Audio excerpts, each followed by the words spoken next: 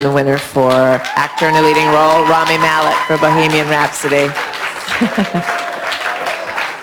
I'm just going to be unpopular here. I'm going to start with 7 in the back and then come to 117. Leave your numbers up until you have a mic in your hand. Rami. Please. Wait a second. Oh. Let's hold on. Have we done it? Am I one of the last ones here? Well, I just want to say thank you guys for being here, and I will say this. I don't think critically the decision on this film was unanimous, but I do appreciate everything you guys had to write. As a kid, I read criticism of film, and I learned so much from it. So no matter what, I still do very much appreciate you. Thank you. Who would like to begin? We're going to start with number 7 to your right. I don't know how I can follow that. Rami, over here to your right side in the back. There you are, number 7. Big guy, yes. Give me a... No, I'm just kidding. Go ahead. Congratulations, first of all, and I know you've heard that a lot tonight, but yes.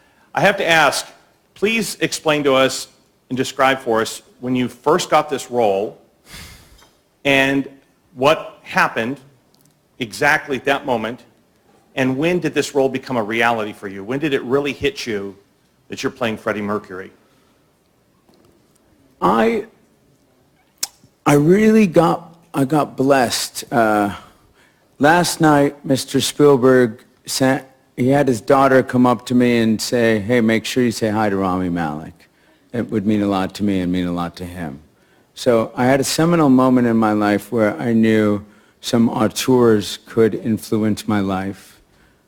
Since then, I'm about to begin season 4 of Mr. Robot with Sam Esmail, and on the middle of the the third season, while we were working on that, I got a call from Graham King and Dennis O'Sullivan to meet them in Los Angeles. And they were fans of Mr. Robot. And they thought, I don't know how they thought a young man who felt so alienated, profoundly alienated, with such social anxiety could ever play Freddie Mercury. But the one thing that was beautiful about it was I started to discover that in this audacious, present, communicative, powerful human being, there was a sense of loneliness and a sense of anxiety, and I could relate the two together. So I thank them for discovering that in me, but I do have to thank so many great auteurs who have brought me to the point where I felt confident in my work. And Spike Lee's one of them. Alfonso Cuarón is one of them. Paul Thomas Anderson is one of them. Sam Esmail is definitely one of them. The list goes on, but it was the confidence that they all imbued in me to be able to think that I could take on this challenge. Then, well, that's a long story. We're going to go to 117 and then Here. I'll And go over Tom to Hanks. 142. Let's not forget Tom Hanks. On your right, Rami. Here. Where? There's so much right. There you are. Jessie Al-Khouri, MTV Lebanon. So allow me on behalf of all the Arab world to say congratulations. We're so happy that you won with the participation of 3 nominees this year from the Arab world. Yes. You have the trophy. Yes. I read that you grew up loving Kulthum and Omar al-Sharif. Yes. And there's plenty of Arab young talents growing up now loving Rami Malek. If it's not too much to ask, can we get your answer? What would you say to these guys or ladies in Arabic, if possible? Well, I will begin by saying أهلا وسهلا. شكرا. فرصة سعيدة. جدا. ومنور. Thank you so much. منور بكم كلكم. Thank you. I would say that, as a young man, my sister's born in Egypt. I think when I grew up as a kid, part of me felt like I need to shed some of that. I didn't feel like I fit in. I definitely felt like the outsider. And as I got older, I realized just how beautiful my heritage and my tradition is, and the wealth of culture and magic and music and film and just pure art that comes out of the Middle East. And now I am so privileged to represent it, and to anyone from there, and for that matter, the entire world.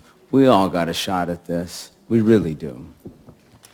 We're going to go to 80 down front, and then we'll go to 194. Hey, Rami, 80. over here. To your it's left. Sylvia. Where are you, Sylvia? I'm there you are, here. my love. Hi. You gave a beautiful speech, which it seems like it talks a lot about what happened tonight. There is a lot of inclusion, it seems, a lot of films that have been talking about that aspect. And I wonder how much, in that respect, this Oscar of yours now fits into that and reflects that. It's a political question, and I appreciate it, but No, I mean, I'm talking no. about, all the inclusion of I the will films. say, yeah, I will say, look, I mean,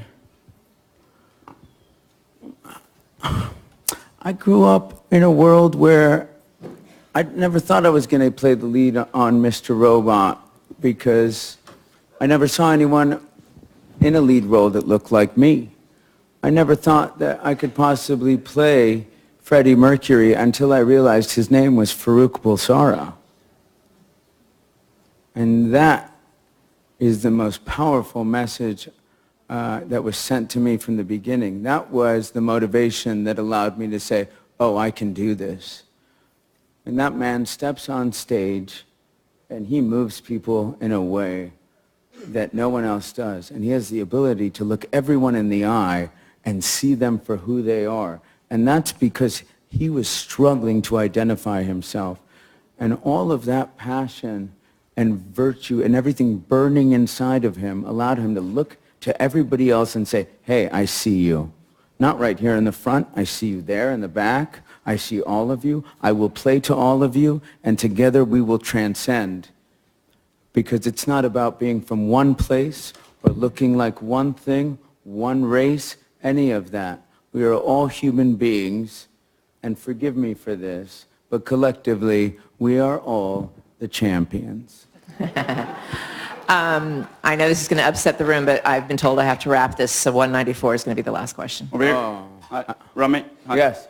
My name is Harold. I'm from Norway. Hi. I just was wondering, after you finished shooting the film, how did you feel about your own performance? Did you know that it was special and it might end up in an Academy Award? I never, I got to say, being on that stage, I think I may have, I don't know how I looked on that stage, but I never thought this would happen in my life. The one thing I can say about this is, as an actor, and there are so many of us who only dream of one thing, and perhaps it's not this, it's just getting a job. So the fact that I have this in my hand right now is beyond, excuse me, any expectation that myself or perhaps my family could have ever had. And I'll just say that. I mean, it's been a tough battle. I think you all know about it. And the fact that I'm here celebrating with you is proof that a lot of things can be overcome, and that anything is possible. And tonight, I'm celebrating with all of you and anyone who has a dream. It can happen. Thank you. Congratulations.